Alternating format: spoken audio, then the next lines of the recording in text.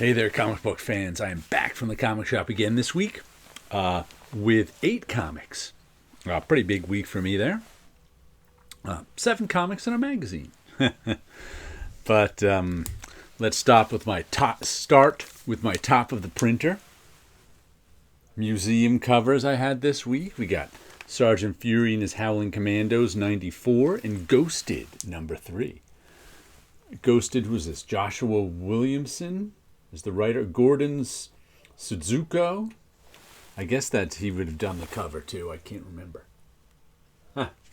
This was what is this? Probably 10 years ago this came out. Maybe 12. A ghost guy went around and hunted ghosts down. And of course, Sergeant Fury, Marvel 10th anniversary cover. Pencils by Gil Kane, but I looked who the inker was in the Grand Comic Book Database, and they were unsure who the inker was on this. They had Giacoya or maybe John Severin, so it's obviously Gil Kane pencils. That one's easy, but who knows who inked it in this. 10th anniversary covers are all in this box, so I always liked them. So those are on top of my printer all week. Now we'll replace it with 2 new ones. Let's see, what do we got here? I picked up issue 8 of the Santos Sisters. Who's doing? I've only picked up a few issues of this. I haven't picked it up regularly, but no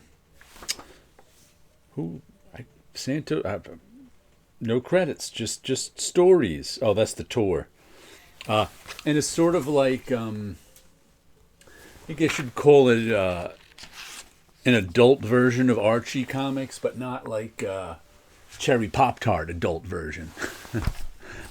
There's just, some violence and drug use and stuff like that, but it's not really over the top. But it's good stuff. I enjoy it. Like I said, I just saw an issue was coming. This is probably the 3rd or 4th issue of this I picked out. I picked up Greg Fakey. Is that who it is? That's his name over there. I just kind of this week I was like, I feel like an issue of the Santos Sisters, so I went for it and put it on my pull. And well, it's not on my pull list, but I ordered this issue.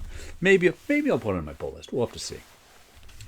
Then we've got Spawn issue 362, McFarlane, Booth, Corona, and Nugent. I got to say that since Todd McFarlane took over for Rory McConville writing this book, I think Todd McFarlane's writing has actually improved. Which the last issues I read of his were like around the 325, some 320s maybe. I wouldn't say they were improved from 30 years ago, but I think he's done a good job writing this story. Brett Booth, of course, is drawing it. But it's been fun. It's been, depowered Spawn and the angels and demons against vampires. So Spawn and angels and demons were all depowered. Then we've got Snot Girl, issue number 19, Weekend 2, part 2 of 3. This is the one that's about a fashion blogger that I'm surprised is back.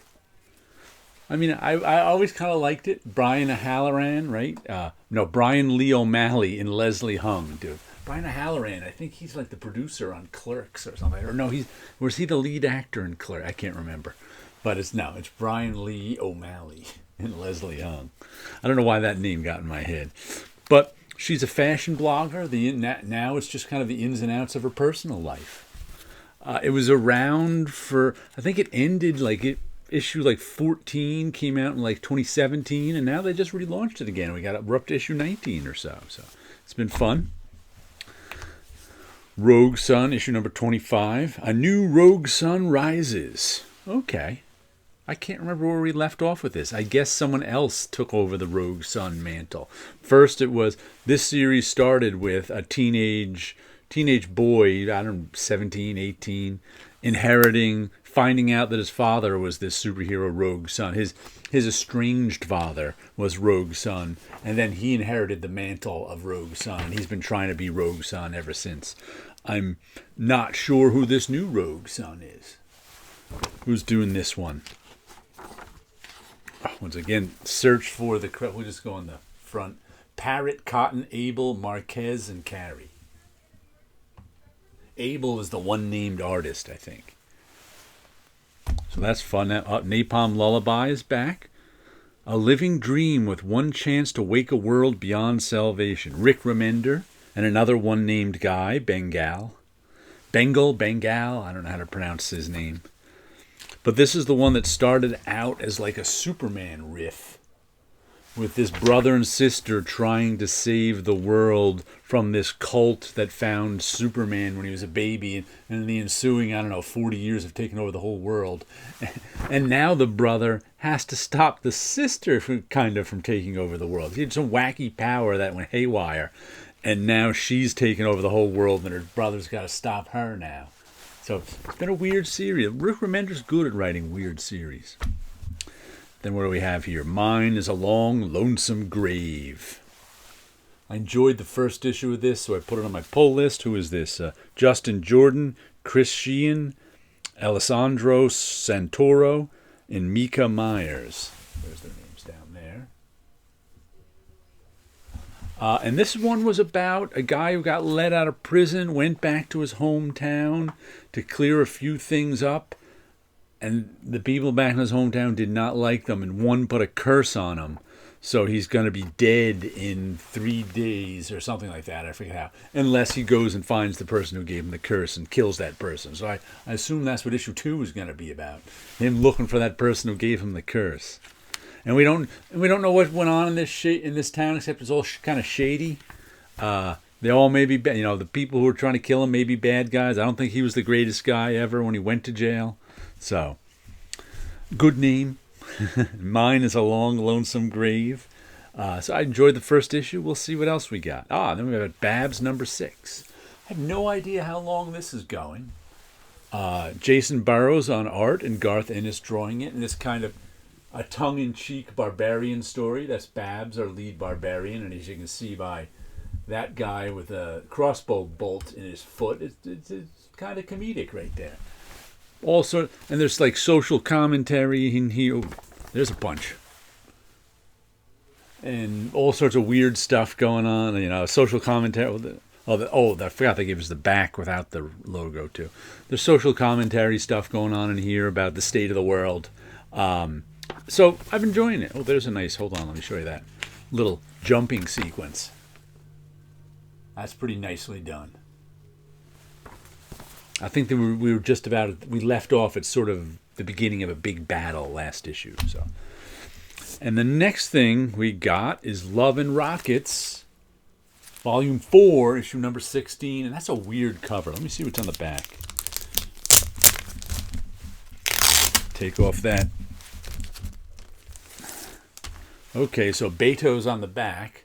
So that's Jaime Hernandez's front cover. I don't know,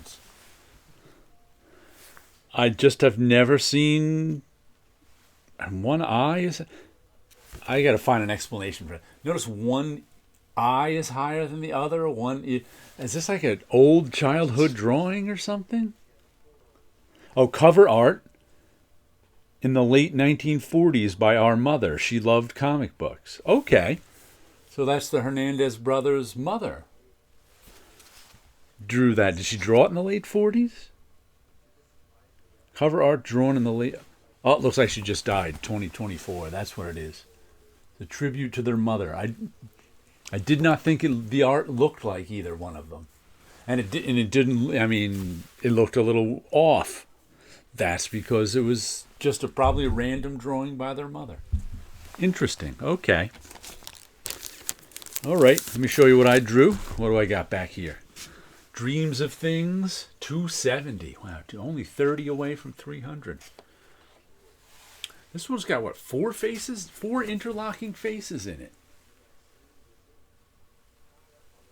Interesting. Whoa, playing with positive and negative space with that face. It kind of fades into the background, then becomes the foreground. I like the color in this one. I like the way this one came out. It's suitably odd enough for me.